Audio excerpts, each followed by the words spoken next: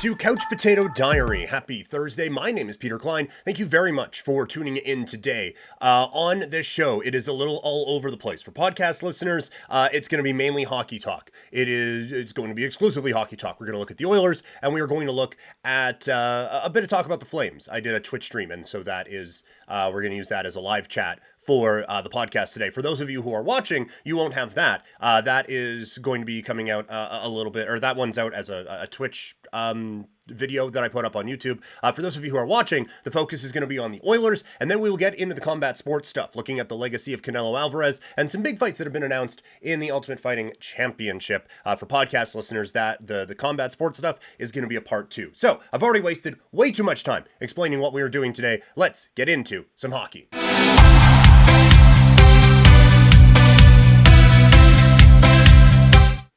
All right, the Edmonton Oilers are off to the second round of the Stanley Cup Playoffs following a victory over the Kings of Los Angeles, 4-3 in the game last night. If you want a real in-depth conversation about this, as you can tell by the jersey behind me, I was on Game Over Edmonton last night breaking down this one. It's on the Game Over Network, so go check that out. All right, so the Oilers move on. And they, just quite simply were the better hockey team throughout. That there was absolutely no doubt in my mind that they were just a superior hockey club to the LA Kings. And they are, I think, in a really, really good spot now. When you look at the next series, it's either going to be Vancouver shorthanded in goal or Nashville, who's just not as good as Edmonton is. And then presumably going toward the West Final, going up against Dallas, Vegas, or Colorado, who will have just survived an absolute bar fight of a series for 4 to 7 games. So I think when you look at how things are shaking out for the Oilers, things have broken quite well for this team right now. And everything is clicking. At this point, that was a full team effort from them last night. Draisaitl, I thought, was the best player on the ice. When Edmonton was going slow at the beginning, he was just like, you know what, guys? Let's do this thing. And he was powering his way forward and creating a lot of opportunities for his team. He was dynamic on the power play, which, as I explained on Game Over last night, really kind of rose all ships for them and was able to get that thing rolling in the right direction as well. And then you look at the forward depth on this team. Not that McDavid is a depth piece, but that first line was great as well. But Holloway, Perry, and McLeod, I thought had a good game. Evander Kane, Ryan Nugent-Hopkins, who doesn't get enough credit for the net front presence that he is. The puck deflects in off of him for a big goal for the Oilers. He has had a couple of them in this series, and I don't think people give him credit for how much he battles in front of the goal. But that line, those guys were clicking as well. And then on the blue line, CeCe makes a really good play late to break up a cycle for the Kings that ends up with the Oilers clearing the zone. Bouchard was flying around the ice last night. Darnell Nurse was just a rock for them. And then when called upon, Stuart Skinner came up big. And that is the piece for the Oilers that is, I think, the difference. They have finally built this team into what it should have been for a while. They have added guys like Kane, who is playing his best, close to his best anyway. They have added Henrique, who has been really strong, and between the pipes, Stuart Skinner has turned into a legitimate number one goalie at the best time. And I think you can make a case with Demko out. You can make a very strong case that he's the best goalie left in the Western Conference. And that is a real boost when you also have 2 of the top 3 players left in the entire National Hockey League playing on your team. If you have a goalie who is playing well as well, then holy shit. Is this thing really starting to move in the right direction for the Edmonton Oilers? And so now they have a few days to refuel, a few days to refocus, and a few days to kind of get their bearings and make a real push here in the second round. I think that this is a very, very, very dangerous Edmonton Oilers team. And you know what? As I am saying this, let's take a little look-see at some futures markets. Hey, I haven't really done a whole lot of gambling talk on this lately. So let's go here. NHL playoffs. Let's click on futures. Can we go? I guess it would be season bets. Yeah, take longer, don't you? So the Oilers are tied for the best Stanley Cup odds right now at plus 450 to win the cup, along with Carolina. I don't like that Carolina play at all. I would I would take the Rangers before I would take Carolina. So I guess the top five here are Carolina and Edmonton at plus 450, Florida and Colorado at plus 500, New York Rangers at plus 650, Dallas at plus 750, Boston plus 1,100, Vancouver plus 1,700, Vegas plus 3,000, and Toronto plus 5,000. If we're looking for a value play in all of that, I don't hate the Colorado pick. They're playing really well right now. They were my pick to move on anyway. So getting Colorado at plus 500, don't hate that. Getting the Rangers at plus 650, don't hate that either. So a couple of value plays out there in the market. And another one that could be a value there, the Dallas Stars, as they pick up a victory over the LA Kings last night. Over the Vegas Golden Knights. They have now won 3 in a row and have the Golden Knights in an area that is exclusive to sports. On the brink. The Golden Knights are on the brink of elimination following a victory for the Stars. And I said this last time and I'm going to say it again. Can we stop pretending like Vegas had some unfair advantage by having to sit Mark Stone for half of the year? And yes, it allowed them to accumulate quite a bit of talent, but it also has put them in a spot where they have to go up against a number 1 seed. You think about it. If Vegas was healthy, if Mark Stone is there, is it out of the realm of possibility that this is a 2 seed in the Western or in the Pacific Division? I do not. Now that probably means they have to play the Oilers, but is there a world where things could have shaken out a little bit differently for this team and they end up playing the Kings in the first round? Absolutely there is. Could they have won the Pacific? Maybe. Vancouver gone on quite a bit of a roll, but all I am saying is we get so focused on, oh, well, they could play a team with $87 million in cap space. Right, but they also had to grind their way through the back part of the regular season. They didn't have the luxury of having one of the most complete players in the National Hockey League on their roster. And so I fail to see how that is a knock against them, that they were able to make the playoffs without Mark Stone and without some of the players that they were dealing with. And now those guys have to get up to speed in the playoffs. I just don't think it's the advantage that everyone thinks it is. I really genuinely don't. And if we want to put in a salary cap for the playoffs, I think there's going to be unintended consequences for that. If Vancouver has to put Thatcher Demko on LTIR just so they can bring in Sylvain and DeSmith as their goalies, I don't think that is a system that works. If you have a Leafs team that's right up against the salary cap, and now Austin Matthews goes down, but you have to call someone up to bring them into the lineup. Well, the only guy we have costs $1.5 million. We can't bring him in. Guess we're going with 10 skater or 11 forwards and 6 defensemen tonight. I would hate that would be a thing in the Stanley Cup playoffs. So if you want to not include LTIR in some kind of salary cap thing, I'm going to need to see a way that doesn't, I think, greatly impact the playoffs before I am on board with it. I think if you got rid of the salary, or if you implemented a salary cap for the playoffs as well, there would be a lot of unintended consequences. And also, what is the fun of trade deadline? It's movement. It's players going around, right? It's rumors. It's, okay, well, this trade. And then the Hurdle trade comes out of fucking nowhere, and we all lose our shit about it. Why would we want to implement a system that limits that? I know it's not fair. It is fair. Every team could do this. Calgary could have put Huberdeau on LTIR and acquired 8 different guys if they so choose. Now, the player would have to be on board and all of that, but right, like, you know what I'm saying? That this is available for every team. It's not unfair. Everyone can do it. And I just find it hard to believe that Vegas went out and actually just cut the spleen of Stone on their own. And so that they could go out and acquire Noah Hannafin and Tomas Hertl. I just don't think that's the case. They had an injury. They had some cap dollars with that, and they exploited it. I have no problem with the system. I have no problem with them exploiting it. But now they are in the spot that they are in. Now that they had to come in as a wildcard team and face a very good division-winning Dallas Stars team, I just don't see how that's, oh, wow, boy, they really caught a break there. I think that's kind of bullshit. All right, so like I said, for those listening in podcast form, we're now going to go to what was essentially a live chat from my Twitch stream. Had Deeds on there chatting. We got an Audi drive-by. We had Toxic come in as well. Big John made an appearance. So a lot of questions about the Flames, how you would trade around in the draft. Hypothetically, would you make a trade for Mitch Marner? A lot came up on that conversation today. So for podcast listeners, we're going to go to that. For those watching on YouTube, that is just the most recent Twitch stream that I did. It is under NHL 24 Flames Rebuild on this YouTube channel right now. Instead, we're going to go to some fight talk. And podcast listeners, this will be in part 2 of the podcast. We're going to look at the Canelo Alvarez legacy. We are also going to look at some big fight announcements that have come from the UFC over the last month or so. So, bye, and we will talk about something right now.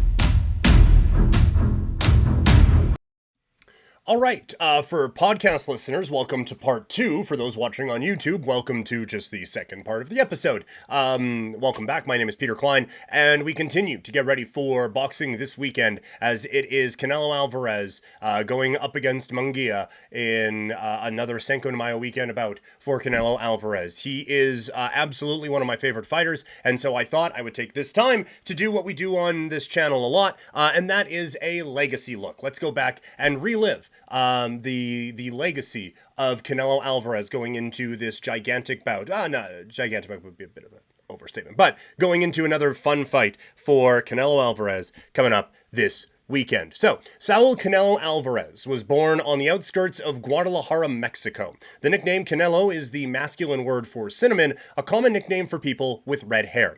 Alvarez started boxing when he was around 13 years old after watching his older brother debut as a pro boxer. In 2004, he won a silver medal at the Junior Mexican National Championships held in Sinaloa. He became the 2005 Junior Mexican National Boxing Champion at the age of 15. His amateur record was 44-2 with 12 knockouts. This was someone who, from a very early age, you had an understanding that this guy was a badass. By the way, I should say he was born July 18th, 1990. He turns pro at the age of 15, shortly after his championship at the Junior Nationals, because his trainers at the time were unable to find suitable junior opponents for him. And Canelo, the joys of youth, because he blew through the first part of his boxing career. His first 9 bouts were in 2006. 7 of his first 9 bouts were in 2006. He fought in October of 2005, November of 2005, January, February, June, July, September again, and December of 2006. And this would start a run for a while. 2007, he would fight 7 times in 2007. So he's at 16 fights in his first 2 years as a pro. 2008, he finishes the year with his 24th career bout. So another 8 bouts in that particular year. 2009, he closes the year in December with his 31st pro bout. So we got another 7 to knock off of the list there. 2010, 36 pro bout. That gets him to 35-0-1 by the time he's 20. This was an incredible run of fights that he would go on. And then you start to get into the more familiar run of fighting every couple of years. And in that run, we talked about some of this as well. In his first 19 months as a professional, he knocked out 11 of his 13 documented opponents, all of whom were significantly older than him. And something that is said is that he fought on so many other smaller cards in Mexico that like documentation for some of those wasn't exactly up to snuff. So who knows really how much he was actually fighting. On June 28th, 2008, Alvarez defeated a fellow named Vasquez in a rematch from their junior days. He also made history on this card when he and all 6 of his brothers fought on the same night, with Canelo being the youngest. Unfortunately, 3 of them lost. But the other 4 were able to pick up victories. On March 6, 2010, he picked up a devastating 3rd-round KO in Mexico. He then defeated Jose Cotto on the undercard of a Floyd Mayweather-Shane Mosley bout to retain his WBC NABF welterweight title. Alvarez would continue to absolutely roll through opponents. He beat Lovemore Nadeau in Veracruz, setting himself up to be the mandatory challenger for the WBC light middleweight championship that Manny Pacquiao and Antonio Margarito were going to fight for. Pacquiao won and told the WBC, thanks but no thanks, and he said he had no intention on defending the title, so it became vacant. So on March 5th, 2011, Alvarez defeated European welterweight champion Matthew Hatton via unanimous decision for the vacant WBC light middleweight belt. And this is where we get into Canelo. This is 2011, where he only fought 4 times. But this is where he is starting to fight stiffer competition, and so the volume with which he is fighting is not necessarily the same as it was before. The bout averaged 1.4 million viewers on HBO and took place at the Honda Center in Anaheim, California. And this was really the start of the Canelo Alvarez star run. He then goes on to beat Kermit Cintron in the 5th round, and then Shane Mosley. So a couple of names that people knew by unanimous decision. Alvarez was then due for a big fight. He was set to fight ranked former welterweight champion Paul Williams. However, a very unfortunate incident, as Williams had a motorcycle accident that ended up with him being paralyzed. So a few other contenders were lined up, and it really felt like Victor Ortiz was the one who was going to step into the limelight. Unfortunately, Ortiz would lose to Josecito Lopez in a stunning upset, setting up a fight with Canelo Alvarez. This ended up being Canelo's first major headliner in Vegas, and he did not fail to disappoint. Canelo was walking down Lopez with not... It seemed very early in that fight like, oh, I can walk through this. And it was devastating shots to the body, huge power shots, knocked him down in the 3rd, knocked him down in the 4th, and then ends up getting the knockout win in the 5th round. Just an absolute ass kicking. The fight averages 1.04 million viewers on Showtime and earns Canelo $2 million. His next fight takes place at the Alamo Dome in San Antonio, Texas on April 20th, 2013 against Austin Trout. The fight was supposed to take place on Cinco de Mayo weekend as the co-main event for Floyd Mayweather Jr. against Robert Guerrero. However, due to a contract disagreement between Alvarez and Mayweather regarding their potential fight on September 14th, 2013, Alvarez opted to headline his own card instead, and it pays off. It is in front of 39,247 fans, and this is... It doesn't show up so much now, but this is kind of in that part of the career where Texas was a major, major draw for Canelo. Now it's predominantly Mexico. He does get the fight later on in his career in Guadalajara, but Texas was a major market for Canelo Alvarez, bringing in some huge dollars. In front of those close to 40,000 fans, Alvarez successfully defends his WBC light middleweight championship, winning both the WBA and vacant ring light middleweight titles. He is then bestowed upon with a number of different rankings. He is Ring Magazine's #1 ranked light middleweight, unified WBA and WBC champion. He would go up against the Ring Magazine #1 pound-for-pound fighter, the WBA super light middleweight champion, WBC and Ring Magazine welterweight champion, Floyd Mayweather Jr. Mayweather held a world title at welterweight, 147 pounds, but he still owned a light middleweight championship, which he won by beating Miguel Cotto in May of 2012. He was moving back up in weight to face Alvarez with their belts on the line, although the fight was contested at 152 pounds. In front of a sold-out crowd at the MGM Garden, Mayweather defeats Alvarez by way of majority decision. Judge C.J. Ross scored it 114-114, and then 2 judges have it for Mayweather, 116-112 and 117-111. And this was the brilliance of... I just stumbled on that one. This was the brilliance of Floyd Mayweather. He could see that Canelo was coming, and he could see that there was a star in the making here. And so Mayweather got on it early before Canelo had developed into the fighter that we would all know him to be. And so, and some would say that this is a part of Canelo's game now that they aren't thrilled with, especially at the time of recording this here in 2024, beginning of 2024, that Canelo is fighting Munguia when really there are bigger challengers he could be facing. It is not to the extent that Mayweather did, like that Canelo has dared to be great, to steal a Brian Campbell term, a whole lot more than I would say Mayweather did in Mayweather's prime. Mayweather was just kind of like, Now, I know I'm the best. I'm the draw. I'm just going to keep going out here and keep beating up these guys, and it's going to be fine. Canelo has been moving up in weight classes and going for unified titles and things of that nature, but there has been a little bit of picking and choosing in Canelo's game. Alvarez would earn $5 million for the fight, which sounds like an amazing payday until you realize that Floyd made $41.5 million for that particular bout. After a close fight with Arislandi Lara, Alvarez would move to HBO and fight James Kirkland on May 9th in Houston. There's Texas again. 1 week after Manny Pacquiao and Floyd Mayweather Jr. fought in 2015. So again, we are talking about one of the biggest stars in the world in boxing, and he's just 25 years old.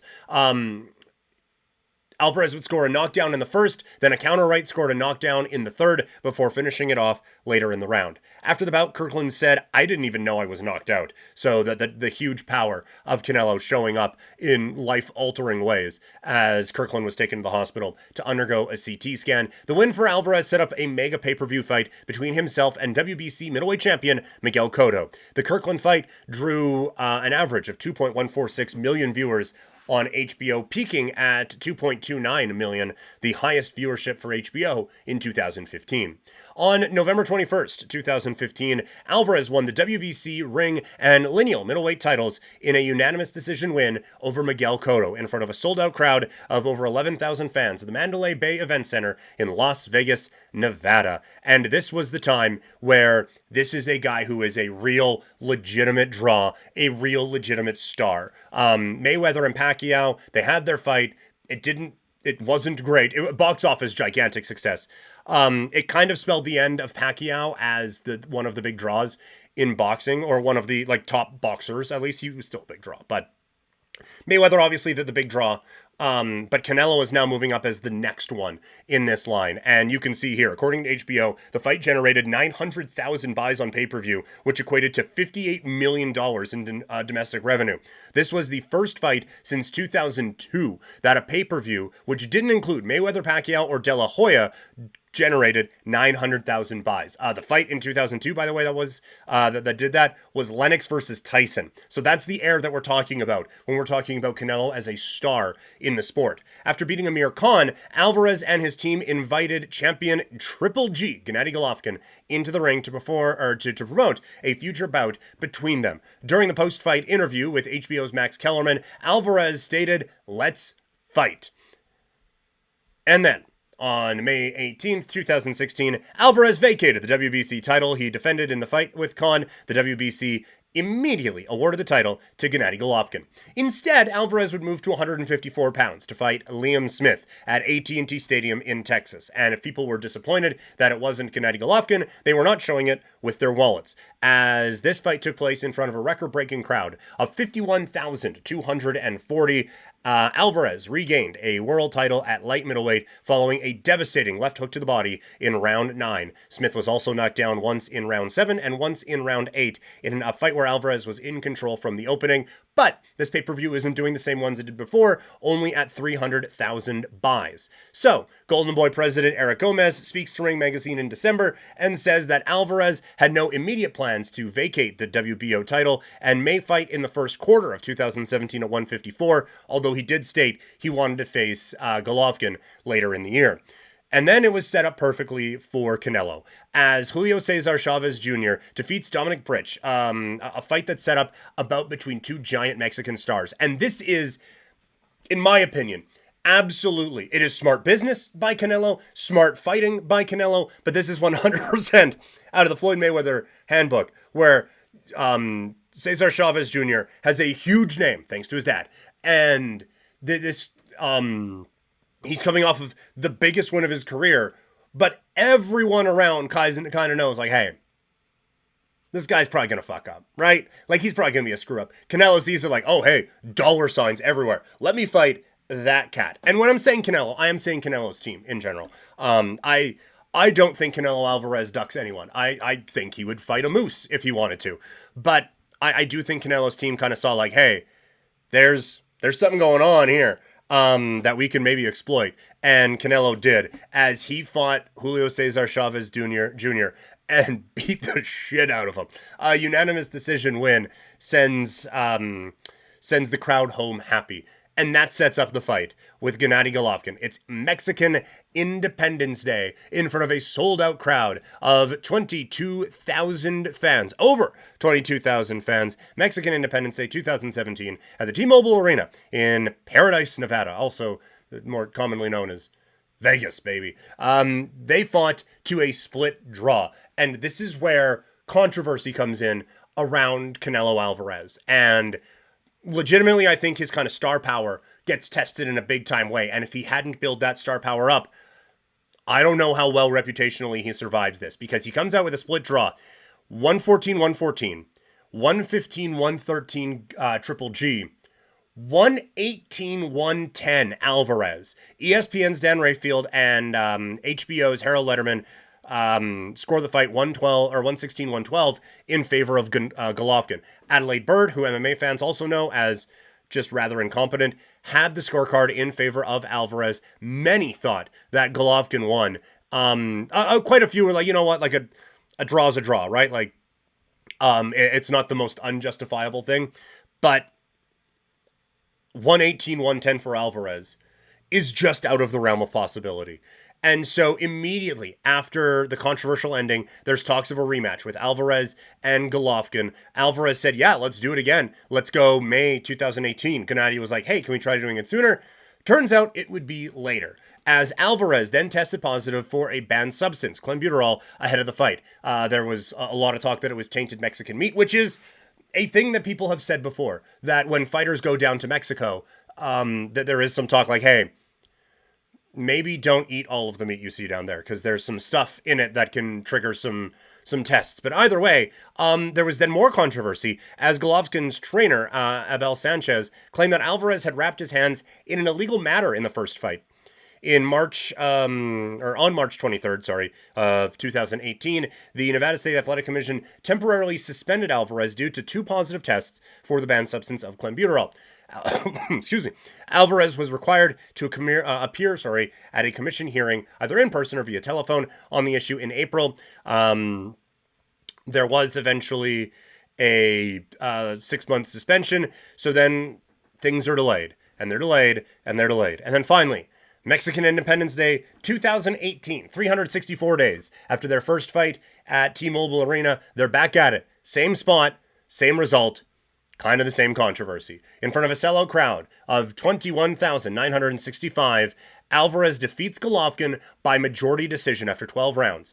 Alvarez was favored by a pair of judges scoring the bout 115-113 and another judge scoring at 114-114. More dispute about this one.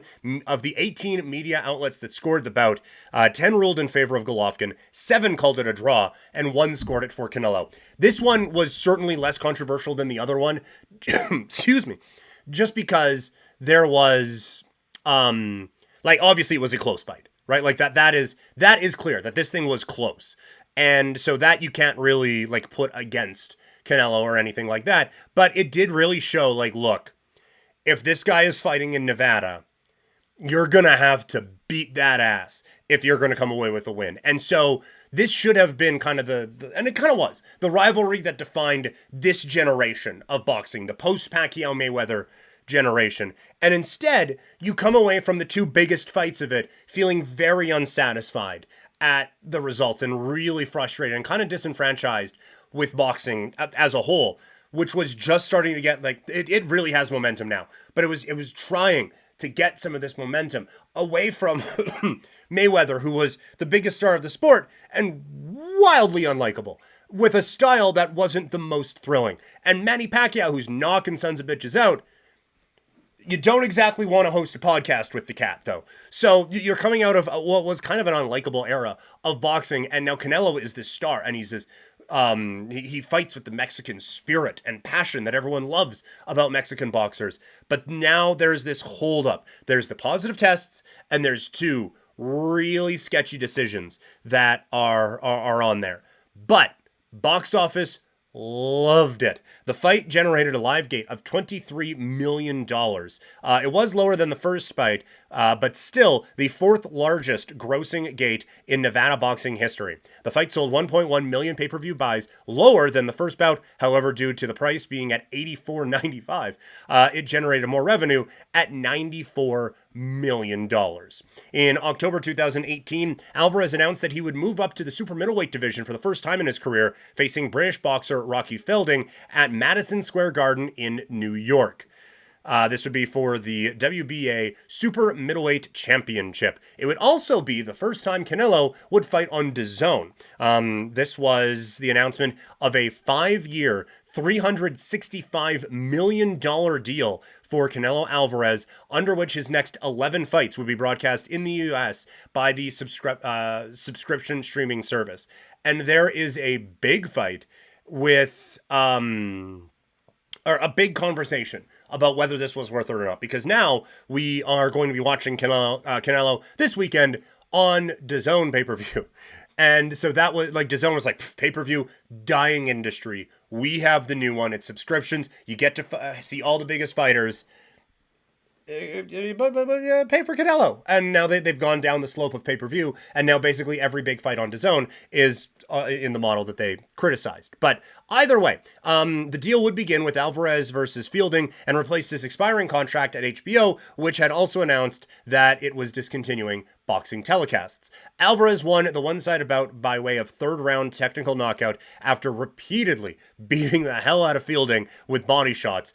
Following the fourth knockdown suffered by Fielding, referee Ricky Gonzalez stepped in, stopping the fight. And this, I think, was a good one. Just kind of like, people are a little down on Canelo, not really thrilled with him. All right, let's go to the world's most famous arena. Let's move up in weight class, and let's beat the shit out of someone. And that got people back on the bandwagon. In September of 2019, Alvarez announcing by way of social media that he's now moving up 2 weight classes to challenge WBO light heavyweight champion Sergey Kovalev on November 2nd of 2019 at the MGM Grand Garden Arena in Las Vegas, Nevada. Alvarez would win by 11th round knockout. He was up 96-94 on one scorecard, and the fight was tied 95-95 on 2. So Canelo comes up with a dramatic victory, 2 weight classes up on Sergey Kovalev. Alvarez is joined by Thomas Hearns, Sugar Ray Leonard, and Mike McCallum as the only former junior middleweight champions in history to hold a title at light heavyweight. Among them, only Hearns and Canelo established their careers at welterweight and claimed the title at the 175-pound limit. Canelo would continue to roll until November 15th, 2021, when he'd fall to Dmitry Bivol in Mexico City in a move up once again to super light heavyweight. That just felt like it was a stretch too far against a fighter who was very good at that weight class as well. It was Canelo daring to be great and ending up on the wrong side of it, which was really, really unfortunate. And a bit of a surprise. And even then, it was still a close fight, but Canelo just did not have it in him at the upper limits of what his body can do weight-wise. Despite Alvarez expressing his want to avenge this loss against Bivol in a rematch on May 24th, 2022, it was announced that Alvarez would be returning to the super middleweight division to defend his undisputed titles against Gennady Golovkin in a trilogy, again, Mexican Independence Day weekend. The fight would see Golovkin, the WBA and IBF middleweight champion, compete in the super middleweight division for the first time in his career, while it was Alvarez's 6th bout in the same weight class. So you see again where, and look, I love Canelo, but you can see it's like, yeah, I'll fight you again. Gotta move up though. Gotta bump that weight up a little bit. You gotta come up into a territory where I'm comfortable at. And Alvarez does pick up a decision win. 115, 113 twice, and 116, 112. So not the best for Canelo. And this trilogy that should have defined his career ends up just being a bit of a footnote. Coming off of that, there was an underwhelming fight against John Ryder in Guadalajara. Canelo, though, would put on a show following that as he beats up Jermell Charlo, winning by unanimous decision, setting up a fight against Munguia. There has been a lot of talk lately about who the face of boxing is, and I want to be abundantly clear that as I am recording this, as we approach Cinco de Mayo weekend in 2024, Canelo is still the face of boxing. He is the fighter of this generation. It's an unbelievable run. 4 weight class champion, 3 division undisputed champion. The fight with Munguia this weekend probably won't add significantly to the legacy either way. That this isn't close to one of the biggest names that Canelo has fought. Either way, it is still a chance to experience the fighter of this generation. Big fights still remain for Canelo, including a matchup for the which could be a torch passing moment for Mexican boxing with David Benavidez on the rise. It is not a squeaky clean resume, and there are certainly holes that you can poke into a lot for Canelo Alvarez, but there is no doubt about it that in his prime, a Canelo Alvarez fight was an event. He has been the face of boxing for a country for a long time, and for the sport in general for almost as long, and it is a treat. We don't know how many more of these we are going to get. For someone who has been fighting for almost 20 years now, how much more Canelo Alvarez do we get? So I, for one, am really excited to see Saul step back into the ring this Saturday night on pay-per-view. All right, that is the Canelo Alvarez legacy look. I just quickly want to pull up and see, because some of these numbers are pretty big. Canelo has earned $640 million in his career. So not bad for the career of Canelo Alvarez. Alvarez Munguia is not the only big fight coming up this weekend, as UFC 301 is going down in Brazil. But there is still a buzz around the MMA world following UFC 300.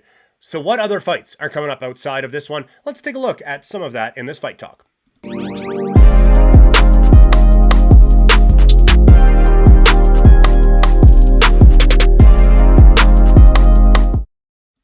Oh, wrong button. All right, let's run through these real quick. First, Conor McGregor buys BKFC Bare Knuckle Fighting Championship, which I think is really interesting. I don't think this means Conor is leaving. I don't think it means that there is a partnership with the UFC and BKFC that is coming.